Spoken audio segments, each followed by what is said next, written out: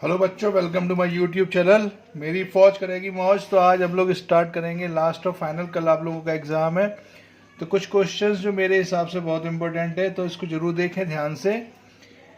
एक क्वेश्चन में कह रहा है कि let S equals to 1 to 100 the number of non empty subsets A of S such that the product of elements in A is even. देखो, एक चीज़ तो ध्यान रखो सबसे पहले कि product of two even numbers तुम लोगों को पता ही होना चाहिए वैसे तो ये कि प्रोडक्ट ऑफ कोई भी दो नंबर लेना, टू इवन नंबर्स या इवन नंबर्स लेना, तो product of even numbers is even होता है। और प्रोडक्ट ऑफ कोई भी ऑड नंबर्स ले लें इज ऑड होता है। तो प्रोडक्ट ऑफ ऑड नंबर्स कोई भी ले लो, 2 3 मतलब 5 3 5 7 1 3 5 कुछ भी ले लो। ऑड का प्रोडक्ट मैंने 2 लिख दिया है, लेकिन अब ऑड का प्रोडक्ट ऑड ही होगा, इवन का प्रोडक्ट ऑड ही होता है, इवन ही। ऑड का ऑड ही होता है, इवन का इवन ही होता है। तो यहाँ पर हम लोग बात करेंगे कि सबसे पहले यहाँ पर वो पूछ रहा है कि द नंबर, सबसे पहले नॉन एम्प्टी सबसेट्स क्या होते हैं। तो टोटल नंबर ऑफ सबसेट्स, ये तुम लोगों को पता होना चाहिए, 2 की पावर n होता है। लेकिन नंबर ऑफ, कभी भी तुमसे नॉन एम्प्टी कहे सबसेट्स, तो ये होता है 2 की power n minus 1। Non empty का मतलब एम्प्टी वाला सेट हटा दो। नॉन एम्प्टी मतलब कोई भी सेट एम्प्टी ना हो, तो उसमें 5 को हटाना पड़ता है। तो यहाँ पर number of non empty subsets कितने होते हैं, 2 की पावर n माइनस 1। तो यहाँ पर जो पूछ रहा है कि नंबर ऑफ,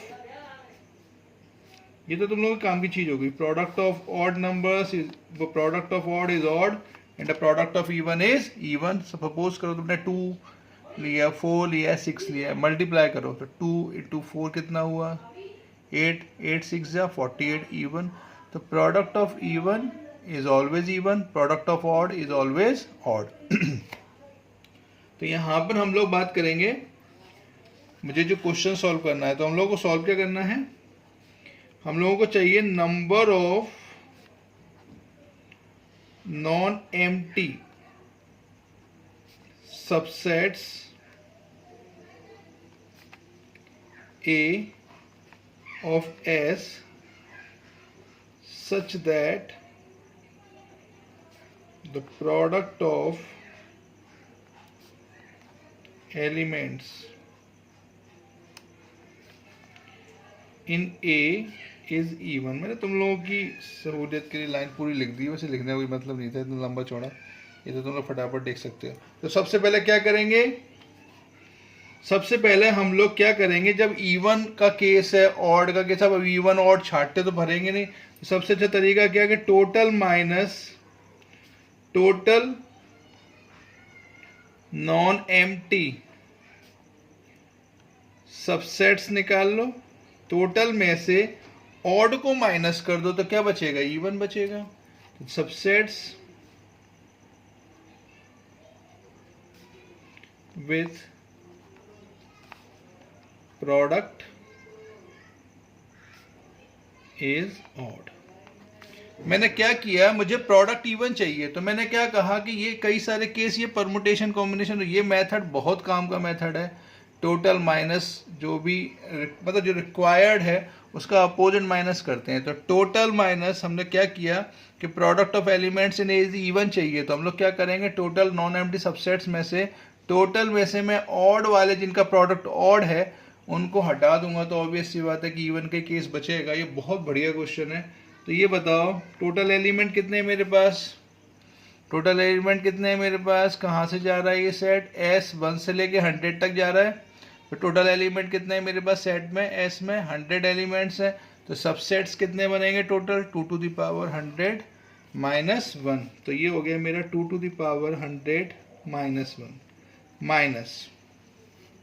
अब टोटल 100 एलिमेंट्स हैं, 1 से लेके 100 तक जा रही है कहानी। तो 100 एलिमेंट्स में 50 ऑड होंगे, 50 इवन होंगे। तो मुझे, मैंने क्या कहा कि product of even is even and the product of odd is odd. तो मैं यहाँ पर जब केस बनाऊंगा तो मैं क्या करूँगा कि subsets with product is odd, तो मैं वो सबसेट हटा दूंगा जिनका प्रोडक्ट क्या होगा, ऑड की कहानी बनेगी। तो मैं क्या करूँगा कि मैंने ये तो टोटल पकड़ लिए नॉन एम्प्टी, और ये मैंने इवन का मतलब ऑड वाले केस पकड़ लिए, ऑड वाले केस पकड़ लिए। नाउ द सॉल्यूशन, समझ में, ऑड कितने हैं 50 तो बचेंगे, 50 ऑड 50 इवन। तो मैंने ऑड वाले केस पकड़ लिए, उसके टोटल कितने निकाल लिए, इसके मैंने निकाल लिया। अब जब भी उनका मल्टीप्लाई करोगे तुम ऑड नंबर्स पकड़ लो, 1 3 5 सब पकड़ लिए मैंने। अब इनका जब भी मैं आपस में प्रोडक्ट करूँगा तो ऑलवेज जो प्रोडक्ट होगा वो ऑड ही आएगा, और मुझे चाहिए इवन, तो टोटल में से मैं ऑड वाले माइनस कर दूंगा तो इवन बचेगा। अब ये 1 से 1 कट जाएगा तो मेरा आंसर आएगा 2 की पावर 100 माइनस 2 की पावर 50, तो ये हो जाएगा 2 की पावर 50, तो ये हो जाएगा, कॉमन ले लो तो ये ऑप्शन मेरा मैच हो जाएगा 2 की power 50। A answer is the correct answer. ये क्वेश्चन मेरे दिमाग में क्यों आया, क्योंकि ये question I think JEE Mains में आया था 2020 का, और एक मैं बुक देख रहा था, पब्लिकेशन दिशा पब्लिकेशन का बुक थी, और दिशा पब्लिकेशन में गलती उन्होंने क्या की है, हर बुक में मैंने ऐसे ही एक दिन बीच में मैंने शायद क्वेश्चन कराया था शायद तुम लोगों को, वो अरिहंतिका में बुक देख रहा था, मतलब क्वेश्चन देख रहा था, तो मेरे दिमाग एक जस्ट एकदम क्वेश्चन मैंने देखा और इसका सॉल्यूशन टोटल गलत दिया था उस बुक में। उसमें सॉल्व एक्चुअली कट पेस्ट वाली कॉपी किताब करते तो अरिहंत में तो बिल्कुल ही टोटल कुछ दिमाग ही नहीं लगाया, लेस देन को सॉल्व करा, इन इक्वेशन को ग्रेटर देन से, मतलब ग्रेटर देन को लेस देन से सॉल्व किया, ग्रेटर देन से आंसर दे दिया। इस तरह का कुछ तो मिस्टेक थी उसमें, और बहुत बड़ी छोटी मोटी मिस्टेक नहीं थी, वो ब्लंडर था बहुत बड़ा। तो मैं ये मानता हूँ कि इस तरीके की मिस्टेक्स बच्चे ना करें, इसीलिए जब मेरे दिमाग कोई भी किताब में अगर ऐसी कोई गलती पकड़ता हूँ तो मैं उस क्वेश्चन को ज़रूर हाईलाइट करता हूँ। अब ये जो क्वेश्चन है, इस क्वेश्चन को हाईलाइट करने का कारण ही ये था कि ये क्वेश्चन बहुत अच्छी बुक दिशा, मतलब दिशा पब्लिकेशन अच्छा पब्लिकेशन है मेरे हिसाब से, उस बुक में जेई मेंस 2020 के आसपास का शायद ये क्वेश्चन है, और इस क्वेश्चन के सॉल्यूशन में उन्होंने मिस्टेक जो कर दी, उन्होंने टोटल सबसेट्स ले लिए 2 टू द पावर 100 और 2 टू द पावर यहाँ पे 50 ले लिया, यानी ये -1 नहीं किया। ध्यान रखें जब भी नॉन एम्प्टी की बात होगी तो नॉन एम्प्टी सबसेट्स ऑलवेज होंगे 2 की पावर n-1। ध्यान रखेंगे, नॉन एम्प्टी सबसेट्स अगर वो कहेगा तो नॉन एम्प्टी सबसेट्स और नॉन एम्प्टी प्रॉपर सबसेट और कह दे, अगर number of non empty proper subsets, अब प्रॉपर सबसेट्स में एक सेट और चला जाएगा, कौन सा चला जाएगा, जो खुद सेट है। Every set is a subset of itself, कोई भी सेट हो दुनिया का वो खुद का सबसेट भी होता है, तो every set is a subset of itself. तो जब हम प्रॉपर सबसेट्स निकालेंगे तो नॉन एम्प्टी का एक हटेगा, फिर प्रॉपर में ओरिजिनल सेट भी हटेगा, तो यहाँ पर आंसर हो जाएगा 2 की पावर n-2। इसको बहुत ज़रूर से ध्यान रखना, बहुत काम की चीज़ है, कल काम आने वाली चीज़ें। मैं वैसे भी कह रहा हूँ कि आज तुम लोगों को मैं ज़्यादा कुछ नहीं बताऊँगा, लेकिन काम की चीज़ें जो मेरे दिमाग में आई मैं ज़रूर बताऊँगा, डिस्कस करूँगा। देखें ज़रा एक क्वेश्चन फिर से देखें, नेक्स्ट। कभी कभी ये बेसिक क्वेश्चंस भी मैंने शायद, ये तो क्वेश्चन मेरे दिमाग में है कि डोमेन पूछेगा तो डोमेन को तो ऑलवेज वेरीफाई करना है, कभी भी सॉल्व करने की कोशिश नहीं करना है, ज़्यादा आसान दिखेगा। ये इसका डोमेन पूछा है, ऑप्शन दिए हैं 1 to 9। शायद ये क्वेश्चन मुझे लग रहा है मैंने किसी उसमें डाला है वीडियो में, एक्चुअली मुझे ध्यान नहीं है, मेरे को दिख गया तो मैंने आप लोगों को सॉल्व कराना सही समझा। अब यहाँ देखो, साइन इनवर्स का जब भी कोई क्वेश्चन हो, साइन इनवर्स और कॉस इनवर्स का, तो sine inverse of F X और cos inverse of F X, ये रूल मैंने लिखवाया वीडियो में, देखना जरा ध्यान से। तो एफ एक्स को ऑलवेज -1 to 1 के लिए सॉल्व करते हैं। तो यहाँ पर ऑब्वियस सी बात है कि जब ये क्वेश्चन आएगा मेरे सामने तो यहाँ पर मैं इसको सॉल्व करूँगा तो ये क्या हो जाएगा, लॉग वेरीफाई तो करना ही है तुम लोगों को, लेकिन मैं थोड़ा सा सॉल्व करके भी बता रहा हूँ। तो ये -1 to 1 के लिए सॉल्व करेंगे तो ये -1 to 1 के लिए सॉल्व करेंगे। तो जब मैं इसमें यहाँ पर अगली स्टेप में क्या करेंगे ये बताओ, डायरेक्ट एंटी लॉग लेंगे, मैंने ये पहले ही बता दिया था। तो एंटी लॉग लेते समय क्या होगा, बेस 1 से बड़ा है तो इन इक्वेशन पर कोई भी इम्पैक्ट नहीं आता। ये चीज़ें थोड़ी डिस्कस बाद में करूँगा। बेस की वैल्यू लेकिन अभी ध्यान रखो, बेस की वैल्यू 1 से बड़ी होती है तो एंटी लॉग लेने पर इन इक्वेशन में कोई इम्पैक्ट नहीं आता, लेकिन बेस की वैल्यू अगर 1 से छोटी होगी तो इन इक्वेशन का साइन चेंज हो जाएगा, ये ध्यान रखना। तो यहाँ पर ये इधर जाएगा तो 3 की पावर -1, 3 की पावर -1 कितना होता है 1/3, और ये हो जाएगा x/3 और ये हो जाएगा 3। सही है, ये इतना समझ में आ गया होगा आई थिंक। तो ये हो जाएगा 3 से 3 कर, अब क्रॉस कर दो 3 का, किसी भी पॉजिटिव नंबर का मल्टीप्लाई और डिवाइड करने से कोई भी इम्पैक्ट इन इक्वेशन पर नहीं आता। इसका मतलब अगर मैं 3 का क्रॉस करूँगा तो 3/3 1 हो जाएगा और 3 3 9 हो जाएगा। And the answer is 1 to 9। I think ये समझ में आया होगा। डोमेन के क्वेश्चन इस तरीके से करने हैं। नेक्स्ट क्वेश्चन कभी कभी जैसे डायरेक्ट पूछते हैं, टाइम चूंकि पीरियड ऑफ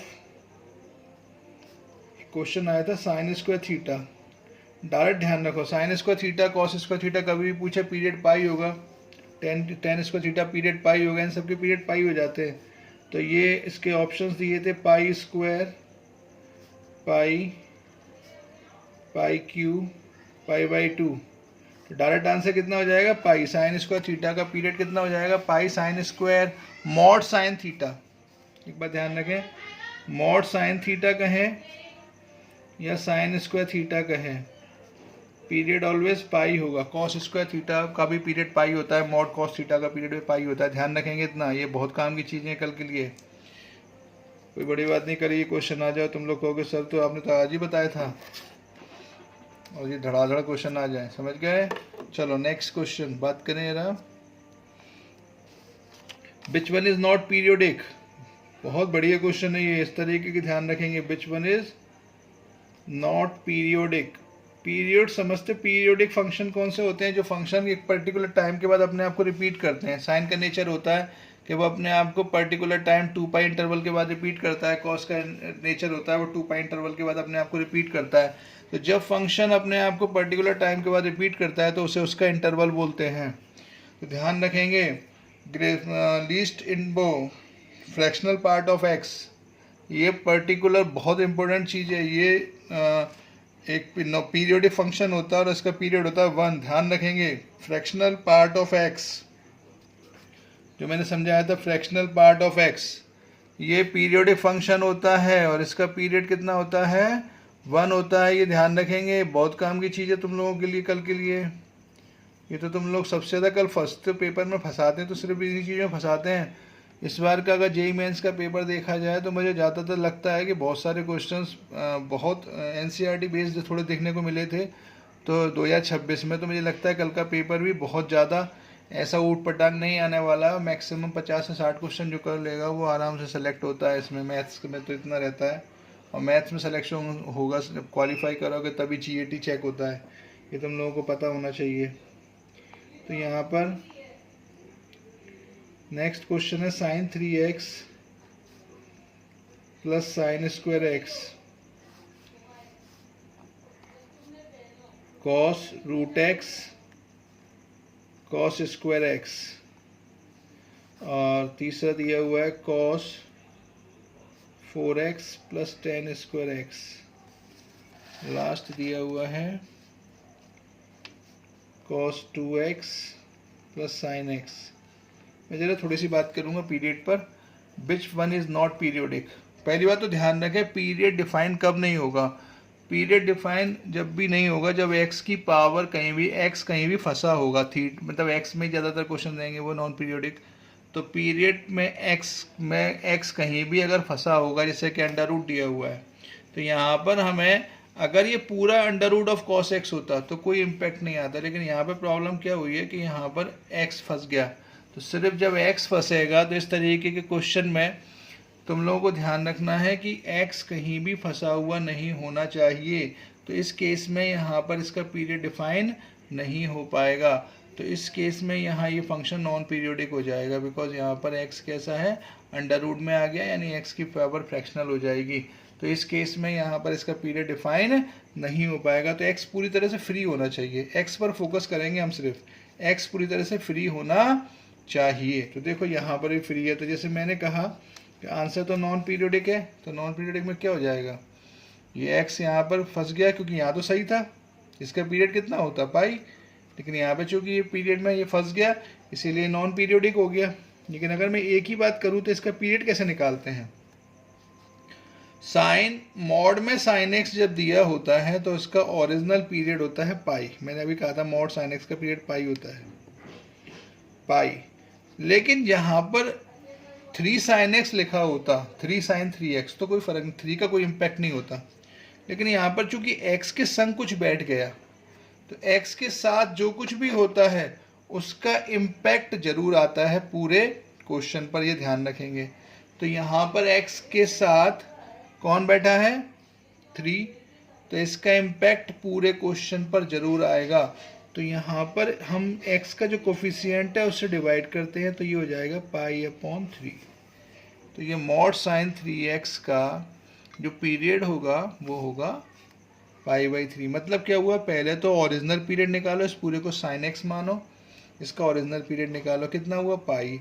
अब x का कोफिशिएंट देखो, x का कोफिशिएंट कितना है 3, तो ये साथ में डिवाइड में जाएगा। जो भी पीरियड x के साथ जो होगा, प्रोडक्ट में कुछ नहीं होना चाहिए, यहाँ पर कुछ प्लस होता, यहाँ पर कुछ माइनस होता, यहाँ पर कुछ मल्टीप्लाई होता, कोई इम्पैक्ट नहीं आता। लेकिन x के साथ जो कुछ भी होगा, डिवाइड होगा तब भी, मल्टीप्लाई होगा तब भी, x के साथ जो कुछ होगा उसका इम्पैक्ट जरूर आएगा।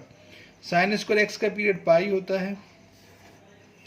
अब हमें इसका दोनों का कॉमन, बिकॉज बीच में प्लस हो रहा है, तो प्लस हो रहा है, तो इन दोनों का हम लोगों को लेना पड़ेगा एलसीएम। तो एलसीएम ऑफ, वही हमारा फाइनल पीरियड बनेगा, तो एलसीएम ऑफ पाई/3 और पाई, यही हमारा फाइनल पीरियड बनेगा। अब किसी भी फ्रैक्शन का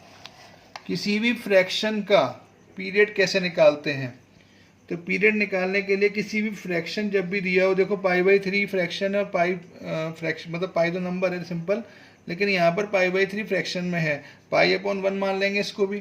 तो यहाँ पर जब भी किसी भी फ्रैक्शन का पीरियड मतलब एलसीएम निकालना है, तो कैसे निकालते हैं हम लोग, सिंपली क्या करते हैं कि ऊपर वाले का तो लेते हैं एलसीएम, एलसीएम पूछेगा तो ऊपर वाले का एलसीएम लेंगे, एचसीएफ पूछेगा तो ऊपर वाले का एचसीएफ। ये ध्यान रखेंगे ये रूल, ऊपर वाला जैसा भी तुम लोगों को पूछा है वैसा ही हम लोगों को काम करना है। अगर एलसीएम पूछेगा तो ऊपर वाले का एलसीएम ले लेंगे, तो ये हो जाएगा एलसीएम ऑफ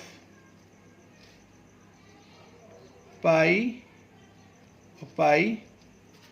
और नीचे कौन बैठा है 3, और यहाँ बैठा है 1, तो नीचे वाले का एचसीएफ ऑफ 3 1। तो पाई का एलसीएम तो पाई आएगा, लेकिन एचसीएफ ऑफ 3 1 का एचसीएफ कितना होगा 1 होगा। यानी इस फंक्शन का जो ए ऑप्शन है, इसका पीरियड अगर मैं देखूं तो कितना आना चाहिए पाई। ये मुझे तुम लोगों को बताना था, थोड़ा पीरियड निकालने का तरीका, तो ये ध्यान रखेंगे। एलसीएम अगर मान लो इसका एचसीएफ कहता तो कैसे निकालते फ्रैक्शन का, तो फ्रैक्शन का एचसीएफ कैसे होता, ऊपर वाला पाई जो होता है उसका तो एचसीएफ लेते हैं और नीचे वाले का एलसीएम लेते हैं, उल्टा चलते हैं। जो पूछा है ऊपर वाले का वो लेंगे, डिनोमिनेटर का एचसीएफ, अगर एचसीएफ पूछा है तो ऊपर वाले का एचसीएफ, न्यूमरेटर का, डिनोमिनेटर का एलसीएम। ये रूल ध्यान रखेंगे, किसी भी फ्रैक्शन में लगेगा। तो ये तरीका तुम लोगों को पता होना बहुत ज़रूरी है। जब भी पीरियड निकालोगे तो इस टाइप के क्वेश्चंस तुम लोगों के बहुत ज़्यादा काम आने वाले हैं, और इस तरीके के क्वेश्चन तुम लोगों को जो करना भी चाहिए कल के लिए। चलो नेक्स्ट क्वेश्चन देखें जरा, नेक्स्ट पार्ट की बात करें, क्या करेंगे,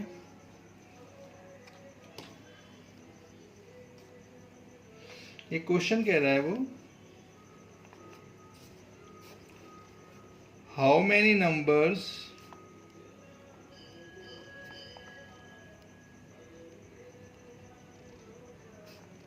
lying between 10 and 1000 can be formed how many numbers lying between 10 to 1000 can be formed from the digits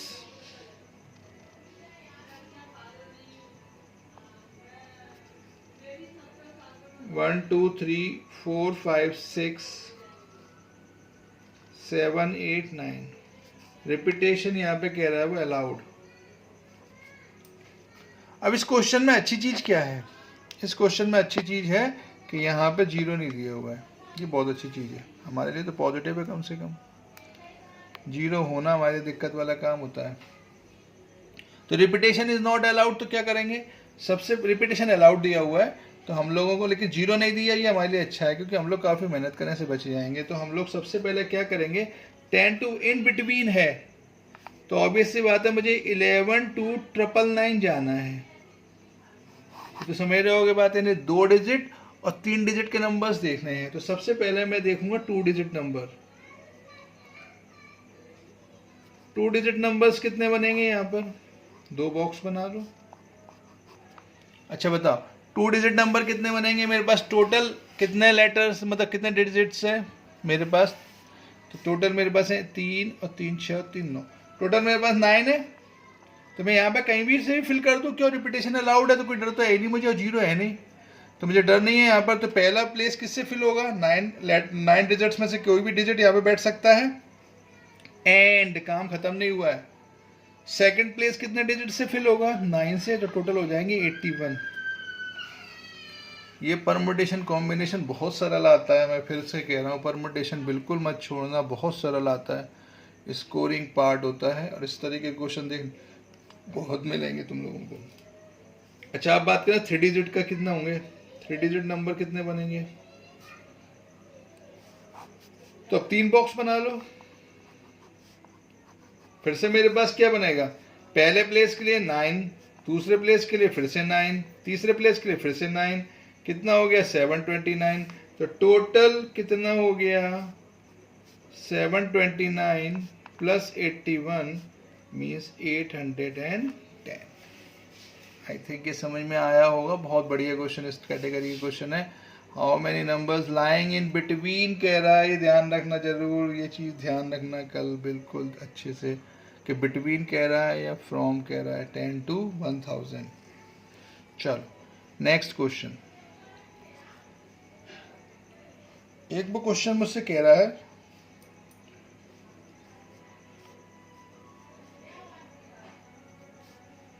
4 digit odd numbers that can be formed using 0 1 2 3 5 7। repetition is allowed। और 4 digit number बनाना है। अब मेरे पास 4 digit, लेकिन एक चीज़ हो गई, zero आ गया यहाँ पर। तो यहाँ पर लेकिन एक चीज़ अच्छी भी है हमारे पास कि जीरो में से ये वो कह रहा है कि रिपीटेशन अलाउड है, तो हमें डर भी खत्म हो गया। रिपीटेशन अलाउड में तो वैसे ही हमें कोई टेंशन नहीं होती। 375 400 720। अच्छा शुरू करो। वो कह रहा है क्या बनाना है? सबसे पहला काम तो 4 बॉक्स बना लो।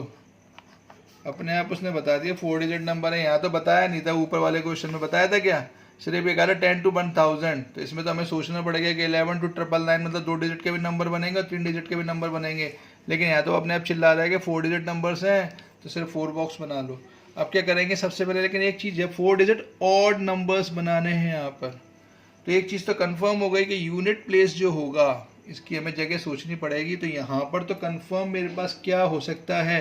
तो या तो 1 बैठेगा या 3 बैठेगा या 5 बैठेगा या 7 बैठेगा। इसके अलावा कुछ नहीं बैठ सकता यहाँ पर। यहाँ से सोचना नहीं करेंगे हम स्टार्ट, हम यहाँ से सोचना स्टार्ट करेंगे बिकॉज ऑड नंबर है। तो ऑड नंबर की प्लेसमेंट बनानी पड़ेगी। तो ऑड नंबर को तो फिक्स कर दिया है मैंने कि यहाँ पर तो टोटल 4 में से कोई एक डिजिट बैठेगा। अब मैं सीधा आ जाऊँगा फर्स्ट प्लेस पर। यहाँ पर एक डिजिट बैठ गया, लेकिन चूंकि रिपीटेशन अलाउड है तो मैंने कहा फिर से वो डिजिट हो गए। कितने डिजिट है टोटल? 2 4 6। 6 डिजिट है, लेकिन चूंकि यहाँ पर 4 डिजिट नंबर है तो यहाँ पर 0 तो बैठ नहीं सकता, बिकॉज वन नंबर 4 का रह जाएगा, 3 डिजिट नंबर रह जाएगा, तो 0 को तो कट कर दो, तो कितने डिजिट रह गए? 5। एंड यहाँ पे अब 0 आ जाएगा, वो कहेगा 0 कहेगा अब तो मुझे बैठा लो, अब मैं थोड़ी कुछ कर रहा हूँ, 0 तो मैं तो यहाँ तो बैठ सकता हूँ, तो 0 यहाँ पर आ गया तो फिर से 6 हो गए, यहाँ आएंगे तो फिर 6 हो गए, यहाँ पर ऑलरेडी 4 है हमारे पास, मल्टीप्लाई कर दो, टोटल आंसर आ जाएगा 720। This is the final answer. I think ये समझ में आया होगा। ऑड नंबर है इसलिए हम लोगों ने लास्ट प्लेस को पहले से, मतलब यूनिट प्लेस को शुरुआत में फिल किया, फिर हम वापस आए पहले यहाँ पर।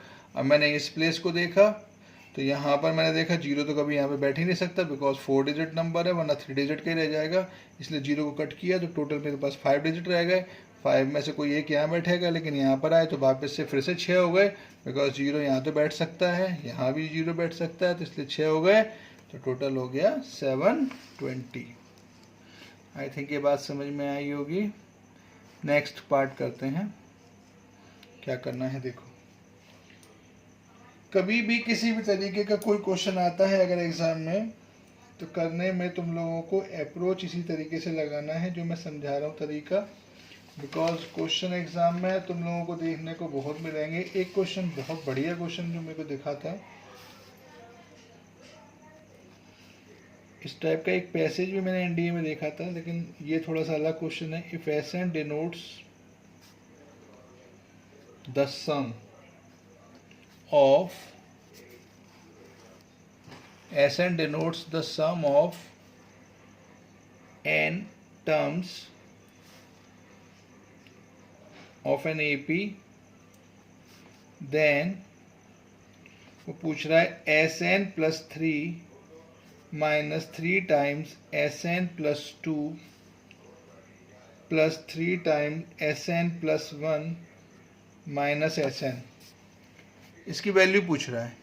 कभी भी ऐसा क्वेश्चन एग्जाम में आए तो कुछ नहीं करना है, एस एन मुझे एन की वैल्यू तुमसे पूछ रहा, ऑप्शन दिए हुए उसने 0 1 1/2 2, कुछ भी करना है इस टाइप के क्वेश्चन में।